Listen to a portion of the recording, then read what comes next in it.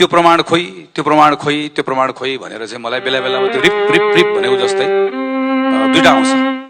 मलाई त्यो साथीहरूले गर्ने कमेन्टमा एउटा बाख्रा भनेर आउँछ, एउटा प्रमाण भनेर आउँछ। अब मैले यसलाई दुईटै कुराको उत्तर दिनु पर्ला जस्तो लाग्यो। एनिवे मैले त्यही भएर चाहिँ यो के गरौँ, मैले खालि एउटा सानो एउटा टेक्स्ट मैले रेफरेन्सलाई ल्याउनु पर्छ होला भनेर ल्याएर राखेको। मान्य रवि लामिछानेको नाममा 2 करोड कर्जा प्रवाह भएको र आफ्नै हस्ताक्षरबाट चेक भुक्तानी गरेको देखिएकोले रकमबारे थाहा थिएन भन्ने जिकिर खण्डित भएको।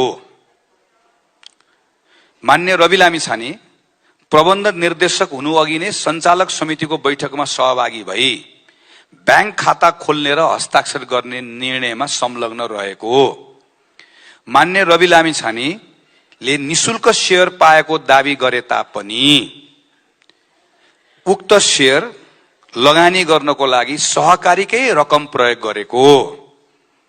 मान्य रवि लामिछानेले आधिकारिक रूपमा अलग भएको भनिएको मिति पश्चात पनि कम्पनीको 100औं चेकहरूमा निरन्तर रूपमा हस्ताक्षर गरिरहेको। मान्य रवि लामिछाने कर्मचारीको रूपमा मात्र नभई कम्पनीको सञ्चालनमा सारभूत प्रभाव पार्ने हैसियतमा रहेको अन्य कर्मचारीको बयानले समेत स्पष्ट पारेको। मान्य रवि लामिछानेले सुप्रिम सहकारीको रु 10 करोड 99 लाख गैर कानूनी रूपमा गोर्खा मिडियामा लगी संगठित अपराध गरेको दावी रहेको। मान्य रवि लामिछाने कम्पनी स्थापना भएको दिनदेखि नै 15% शेयर धनी रहेको र व्यवस्थापनमा सुरुदेखि नै संलग्न देखिएको।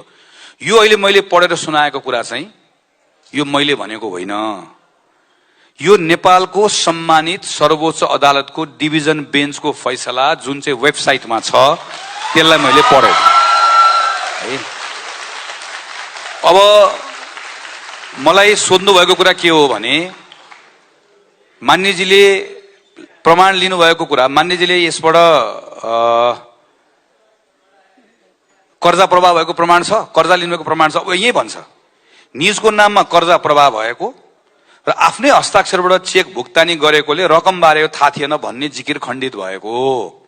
यो मैले होइन, यो कोर्टले भनेको है। र यही कोर्टले के भन्छ भने सूर्यदर्शन बचत तथा ऋणमा 1.5